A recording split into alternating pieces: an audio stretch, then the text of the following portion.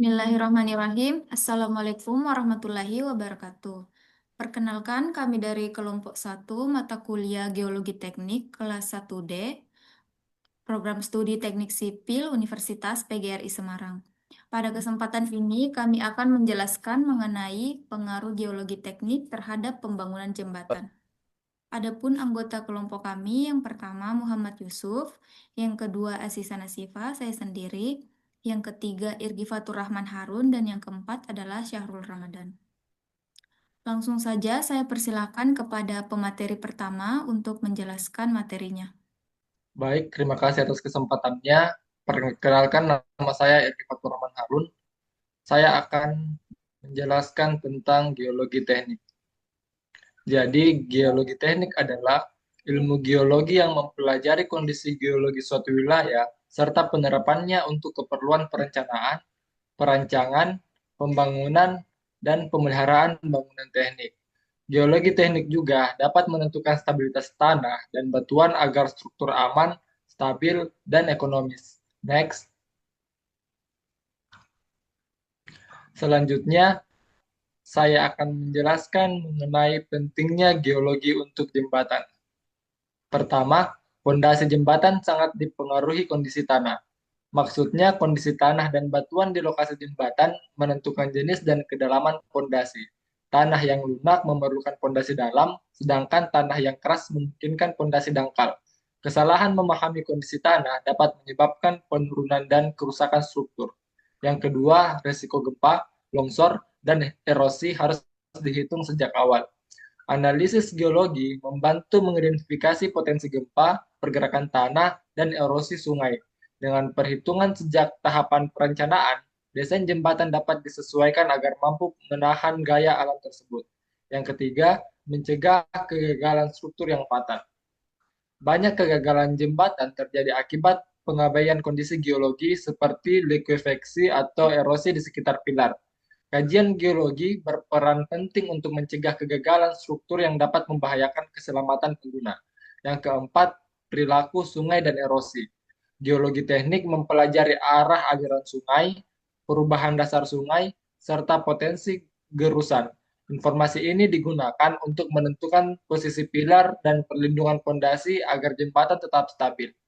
Yang kelima, efisiensi biaya dan konstruksi. Dengan memahami kondisi geologi, perencanaan fondasi dan metode konstruksi dapat dibuat lebih tepat. Hal ini mencegah desain yang berlebihan dan menekan biaya perbaikan di masa depan. Yang keenam, umur layan dan pemeliharaan jembatan. Jembatan yang dirancang berdasarkan kondisi geologi yang tepat akan memiliki umur layan lebih panjang dan membutuhkan pemeliharaan yang lebih ringan. Next.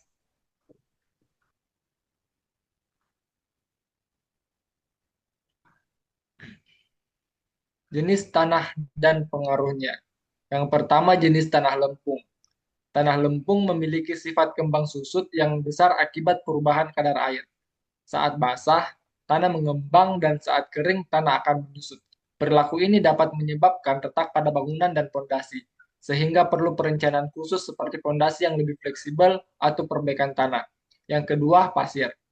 Tanah pasir memiliki pori-pori besar dan permeabilitas tinggi. Pada kondisi jenuh air dan saat terjadi gempa, pasir berpotensi mengalami likuifaksi, yaitu kehilangan kekuatan sehingga struktur di atasnya dapat turun atau miring. Oleh karena itu, diperlukan pemadatan yang baik dan analisis kegempaan. Yang ketiga, gambut. Tanah gambut merupakan tanah sangat lunak dengan kandungan organik tinggi dan daya dukung sangat rendah. Tanah ini mudah mengalami penurunan besar dan tidak merata. Untuk pembangunan atas tanah gambut, umumnya dibutuhkan pondasi dalam atau perbaikan tanah yang intensif. Yang keempat, batuan keras. Batuan keras memiliki kekuatan dan stabilitas yang tinggi, sehingga sangat ideal sebagai dasar pondasi. Risiko penurunannya sangat kecil dan mampu menahan beban besar. Namun, pekerjaan konstruksi di atas batuan keras biasanya membutuhkan biaya galian dan pengeboran lebih tinggi. Sekian dari saya kembalikan ke moderator. Baik, terima kasih. Selanjutnya, saya persilakan kepada pemateri kedua untuk menjelaskan materinya. Baik, saya akan menjelaskan mengenai struktur organik, struktur geologi yang harus dianalisis. Yang pertama adalah patahan atau fault. Patahan adalah retakan besar pada batuan yang disertai pergeseran lapisan tanah akibat gaya tektonik. Keberadaan patahan sangat berbahaya bagi pondasi jembatan karena dapat menimbulkan pergeseran tanah secara tiba-tiba saat gempa. Terus yang kedua ada lipatan atau fault. Lipatan terjadi akibat tekanan tektonik yang membuat lapisan batuan melengkung atau terlipat. Kondisi ini memengaruhi kemiringan dan orientasi lapisan tanah, sehingga dapat menyebabkan ketidakseragaman daya dukung tanah dan meningkatkan risiko ketidakstabilan pondasi. Terus yang ketiga ada rekahan. Rekahan merupakan retakan-retakan kecil pada batuan tanpa pergeseran yang signifikan. Meskipun terlihat ringan, rekahan dapat melemahkan batuan pondasi karena menjadi jalur air, mempercepat pelapukan dan menurunkan kekuatan batuan secara bertahap. Next. Nah, selanjutnya risiko geologi pada lokasi jembatan. Ada beberapa di sini. Yang pertama, longsor pada tebing. Longsor dapat terjadi pada tebing sungai atau lereng di sekitar jembatan, terutama pada saat hujan lebat. Terus yang kedua ada erosi sungai. Erosi sungai terjadi akibat aliran air yang terus-menerus mengikis dasar dan tepi sungai. Terus yang ketiga, penurunan tanah bertahap. Penur Selanjutnya, dampak gempa pada jembatan. Nah, yang pertama adalah getaran memengaruhi kolom dan sambungan. Getaran gempa menimbulkan gaya dinamis yang besar pada struktur jembatan. Kolom, balok, dan sambungan menjadi elemen paling rentan karena menerima gaya geser dan momen yang secara berulang. Terus yang kedua, desain harus mengikuti peta seismik. Perencanaan jembatan wajib mengacu pada peta seismik untuk mengetahui tingkat bahaya gempa di lokasi pembangunan. Terus yang ketiga, ada analisis percepatan tanah. Analisis percepatan tanah digunakan untuk menggambarkan kekuatan keguncangan gempa di situasi lokasi. Nilai PGA menjadi dasar dalam perhitungan gaya gempa bekerja pada jembatan sehingga membantu memastikan desain struktur aman dan memenuhi standar ketahanan gempa. Selanjutnya saya serahkan kembali kepada moderator. Baik, terima kasih. Selanjutnya, materi akan dilanjutkan oleh pemateri ketiga. Saya persilakan. Baiklah, terima kasih atas kesempatannya. Sebelumnya, perkenalkan saya Muhammad Yusuf.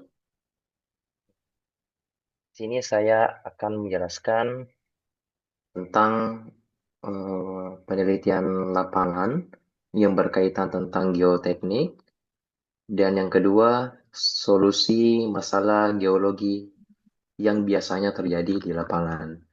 Nah, pemateri sebelumnya tadi telah membahas tentang fundamental-fundamental mengenai geologi teknik, eh, mengenai pentingnya geologi untuk jembatan, apa itu geologi teknik, jenis tanah, dan sebagainya.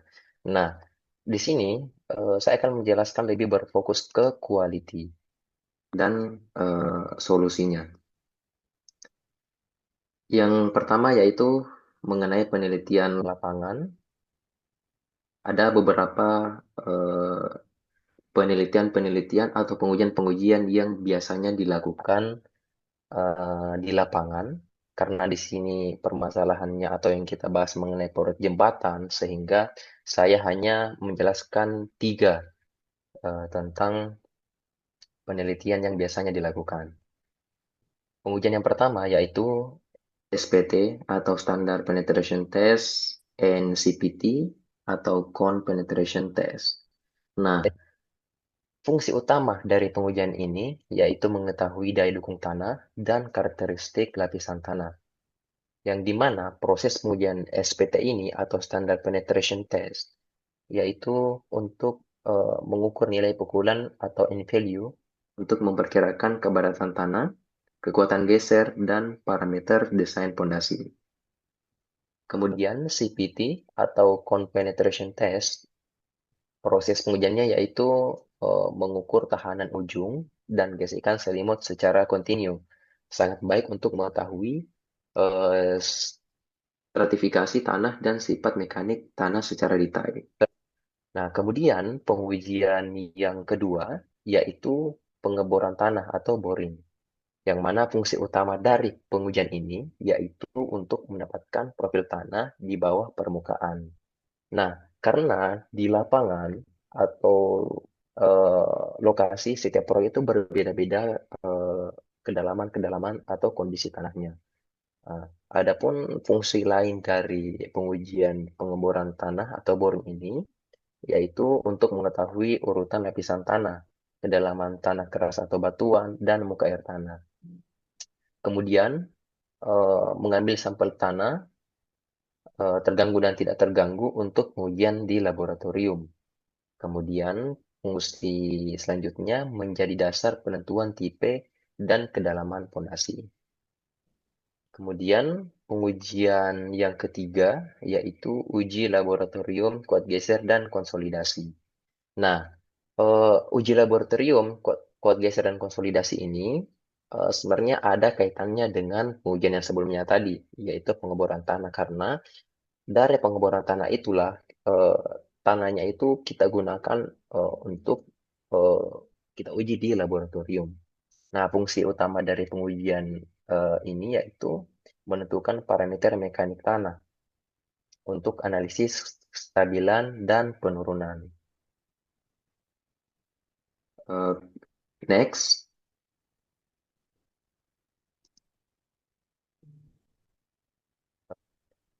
Nah, selanjutnya yang akan saya jelaskan yaitu solusi masalah geologi di lapangan. Nah, sebenarnya di dalam proyek ada beberapa permasalahan-permasalahan yang sering terjadi di lapangan. Tetapi karena ini kita membahas seperti jembatan, nah saya hanya membahas 4 solusi saja. Solusi yang pertama yaitu kita melakukan perkuatan tanah. Nah, yang dimana eh, solusi dari perkuatan tanah ini kita melakukan solusi tersebut ketika eh, kondisi tanah lunak atau lepas yang ada pada site atau lokasi proyek. Nah, eh, solusi ini untuk meningkatkan daya dukung dan mengurangi penurunan. Nah, salah satu contoh yang bisa kita terapkan di lapangan untuk solusi perkuatan tanah, yang pertama yaitu stone column, yaitu eh, kolom batu dipasang ke dalam tanah lunak untuk memperbaiki kekuatan dan drainase.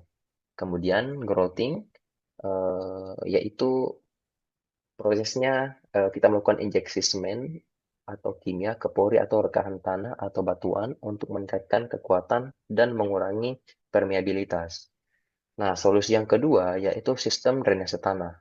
Ya, solusi ini bertujuan untuk menurunkan muka air tanah dan tekanan air pori yang dapat memicu longsor atau penurunan tanah. Contohnya yaitu drainase permukaan, subdrain, pipa perforasi, dan drainase horizontal. Kemudian solusi yang ketiga yaitu pengalihan alur sungai. Dilakukan bila alur sungai mengancam kestabilan lereng, pondasi, atau bangunan. Nah, pengalihan harus dirancang dengan baik agar tidak menimbulkan erosi atau masalah lingkungan di hilir. Kemudian, solusi yang keempat yaitu pemilihan lokasi aman dari patahan. Nah, bangunan penting sebaiknya ditempatkan jauh dari zona patahan aktif untuk mengurangi risiko deformasi tanah dan kerusakan akibat pergerakan tektonik. Nah, selain itu, sebenarnya patahan ini sangatlah berpengaruh eh, terhadap kondisi-kondisi di lokasi sekitar karena dapat menimbulkan kerusakan-kerusakan yang sangat parah eh, terhadap suatu lokasi tersebut. Itulah penjelasan dari saya kembalikan ke moderator. Baik, terima kasih. Itulah tadi pembahasan mengenai materi pada presentasi kami pada kesempatan ini. Kepada para pemateri, saya ucapkan terima kasih. Adapun untuk kesimpulan dari materi yang dapat kami sampaikan adalah geologi teknik itu merupakan ilmu yang memiliki peran yang sangat penting dalam dunia konstruksi, khususnya pada pembangunan jembatan. Karena kondisi geologi itu menjadi dasar utama dalam menentukan keamanan, kekuatan, dan juga keberlanjutan struktur. Pemahaman terhadap jenis tanah dan batuan, kondisi hidrologi, serta potensi bahaya geologi seperti longsor gempa bumi, dan juga erosi sangat menentukan pemilihan lokasi, tipe fondasi, dan juga metode konstruksi jembatan. Tanpa kajian geologi teknik yang memadai, jembatan beresiko mengalami penurunan tanah, keruntuhan pondasi, hingga kegagalan struktur yang dapat membahayakan keselamatan pengguna dan menimbulkan kerugian besar. Sebaliknya, jika penerapan geologi teknik yang baik mampu meminimalkan risiko kegagalan, meningkatkan efisiensi desain dan biaya, kemudian menjamin umur layanan jembatan yang lebih panjang. Oleh karena itu, geologi teknik merupakan aspek yang tidak terpisahkan dan sangat krusial dalam perencanaan, pelaksanaan, dan juga pemeliharaan konstruksi jembatan. Demikian dari kelompok kami, lebih dan kurangnya mohon dimaafkan. Wabillahi taufik wal hidayah. Wassalamualaikum warahmatullahi wabarakatuh.